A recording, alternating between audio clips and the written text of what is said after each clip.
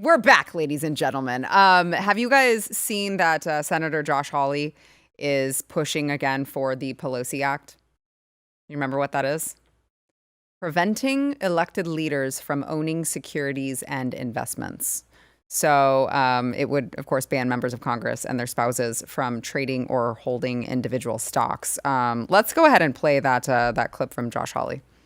And I just think that this is such a simple proposition. The American people, when I go home and I say to folks, they ask me about stock trading, here's the thing that absolutely stuns them. They can't believe that it's legal already. They can't believe we can currently do it. Most members of the public think it's already banned. And when I say, actually, it's 100% legal, they say, why? And there's no good answer to that question. We should be here to focus on the public's business, not private gain. We shouldn't be here day trading. We shouldn't be here focusing on our stock portfolios. We should be here doing what the American people sent us to do. And that's what this bill is about. With that, I yield back, Mr. Chairman. I just love the troll in this, that he's just like, PELOSI Act, because of course Nancy Pelosi is the poster child for all of this. He was talking about watching Nancy Pelosi get rich through insider information. And I mean, you've seen that. Her estimated net worth, $250 million. Crazy, man. $250 million. Trade volume from disclosed transactions, $161 million. And, you know, I like to give the preface whenever we talk about anything math related. Like, I'm not a math girl. I'm not a mathematician. But I have a hard time understanding how someone who makes $175,000 a year in Congress for the 289 years that she's been alive somehow ends up with a net worth of $250 million. What would Nancy say about that? What would her answer? You shut your mouth, Matt Marsden. You don't know what Nancy Pelosi would say about that. I would say, I didn't do it. I'm innocent. Just like O.J. Simpson. Okay? Paul is just very smart managing my trades. He's not good at dodging a hammer, though. Anyway. Whatever happened to that story? Yeah, that kind of got pretty buried, didn't it? That was odd. So with this act, they would still be allowed to, and it's reasonable, they can still invest in mutual funds, ETFs, and U.S. Treasuries. But the problem here is that I don't think that this will ever happen because there are too many people on both sides of the aisle who are doing this right now. Looking at you, Eye Patch McCain. He's one of the worst ones as well. So it's really frustrating. And I know, Eric, I'm sure you've done videos on yes, several. Exact topic, because it's just really frustrating that these people he so often calls criminals. That's because they are. They are. And they are profiting off of their position. And it just feels like there's just no end in sight because you've got a couple good guys like Josh Hawley who's like, hey, we should do this. You've got a couple good guys like Ted Cruz who are like, hey, we should have term limits. And the rest of them are like, nah, let's just do this forever and get really rich. Yeah, I think what you're seeing is that it's like the government doesn't, in terms of the Congress, doesn't really have any sort of incentive to do anything positive, like especially for the American people, because it requires them to almost cripple themselves. So you mentioned things like term limits, or this right here would be another limitation that really it prevents them from being able to, not only for themselves, but especially outsiders, leverage their position and line their pockets up, right? So I think what people are seeing, and I believe I spoke on this on the show last week, in that people, this is just one of the more blatant examples of it, where people see just how really government isn't structured to do good things. It's not. I know it's a pretty comfortable thing for us to think, because who wants to go to sleep at night realizing that, well, this country is ran by a bunch of absolute criminals that don't really have incentive to fix the problem. But that's the honest to God's truth. So Sarah brings up a great point when she's like, I don't see this ever happening. Yeah, that applies to a bunch of other things. Is why would they? Why would they cripple themselves? It does take a somewhat decent person to do that, because they're basically saying, no, I'm going to willingly tie my hands behind my back. All these efforts that we had to be able to line our own pockets, we're going to get get rid of those. So you apply that logic to just about everything else that the government does, and yeah, you arrive to the same spot, and that is that they don't really have an incentive to fix a lot of problems because it would force them to take a massive pay cut. Nancy Pelosi, yes, she is the poster child. Cheryl brings up a great point that she's not the only one, but she is the poster child, and it doesn't make any sense logically because it's not her trade. You know, she doesn't have a lick of sense to be like she's able to make these. What are you talking about, Eric? Why would you say that?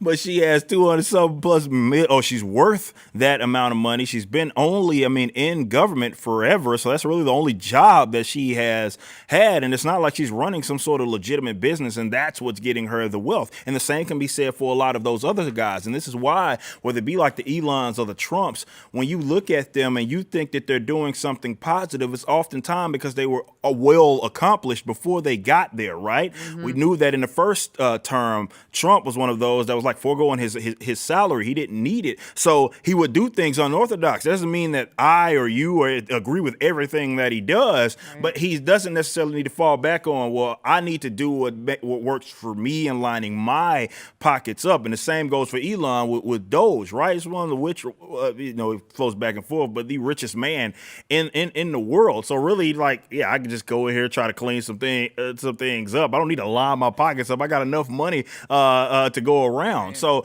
yeah, man, government sucks. That's just what it boils down to. Yeah, and you know that the irony of it is, again, we always say that they are doing exactly what they accuse you of doing. How many times have we heard from Democrats that Elon is stealing? I mean, it's so funny that they say, he's corrupt, he's only doing it to steal, and Trump, he's just doing it to line his own pockets. Those guys have only lost money since they've been trying to do good. Facts. That's all they've done is that, Tesla stock went down. It's almost required. Like, if you're going to do good by the government, you're going to lose money. Yeah. Yeah. And look, I mean, that's a great point. Again, it's taken Trump initially going in and getting absolutely screwed, like not just financially, personally. They've gone after him, they've gone after his family. So now we're at a point, I believe, and we've said this before about this administration, and there's not a lot left of it, actually. We keep saying there's not a lot of time, but Trump can do something about this, and he probably should. Now, I don't know if they can do an executive order. I don't know if he's able to do that, but wouldn't it be awesome if he did do an executive order and said, listen, you guys can't trade anymore? None of us, including me. Yeah. I don't see anything wrong with that. He's already indicated he's all in favor of this law. Like he said, I will sign this into law if you send it to me. So I don't see any reason why he wouldn't. Can't he executive order it? Because I don't see them. By the way, here's the other thing. I don't think he can do that. I don't know. I don't know, but here's the other thing. I think he can dictate Congress. Look. Why doesn't he just executive order make himself king and he can just tell him whatever the hell he wants? Well, Trump 2028. It's the greatest troll. I'm just saying. But here's the thing. It also doesn't, if you think about the people that are running, Eric, to your point, the good people are going to get pushed out because they actually have morals and standards. So that when the lobbyists come in and the big money come in to fund these campaigns for Congress, they're going to go for the people they can buy, not the people they can't buy. Right. So they're like, hey, listen, man, you get in, you're going to be a millionaire. This is, we will back you, do our bidding, and once you get in there, you're going to be set for life. It doesn't, as you said, the government isn't set up for virtuous people. That's the sad thing. Yeah, well, Eric, if this guy had it his way, they would just get paid more. We talked about that. No, but I said, listen, by the way, Matt Peterson agreed with me. He was like, oh my gosh, it's the hottest take of all time. No, listen, all right. You pay criminals more money, they'll stop criminaling. No, look, if you've got to be in two places and that you're getting paid, if you've got to be in Los Angeles and in, don't. If you're going to be in Los Angeles and you're going to be in Washington and you've got to have a house in both places, they're more likely to, because how are they going to cover their costs? They can have government housing. It's not going to happen. They can pay from their campaign. I'm pretty sure their campaign, like it's not personal money that they're using. No, it's. I know that it's more difficult. That's all I'm saying. I know. How do you know? Have you done it? How do you know? Have you done it? Who are you talking to? Nancy Pelosi? Is Nancy Pelosi telling you that it's really difficult and that's why she... Nancy, enough, Nancy. Okay, we've heard you. We don't hear you anymore. Okay, shut up. Button it. You're a drunkard. You're stupid Nancy. I call her. No, but it is really... Corrupt Nancy. I call her. She's amazing. Stocky Nancy. Skeletor Nancy is what we call her. Skeletor. She looks like a... She looks like a skeleton. Stocky Nancy, which following her trading strategy, by the way, it would have delivered a 631% return, which is just triple the market. It's all totally legitimate. I'm just a good guesser. I just guess really well. It's Paul or something. Didn't guess that I'd win, Nancy. You didn't guess. You got it wrong. Stupid Nancy. Stupid Nancy. If you like this clip and you want to see the full episode, click here. And if you want to subscribe to the channel, come on, you know you do. Click here.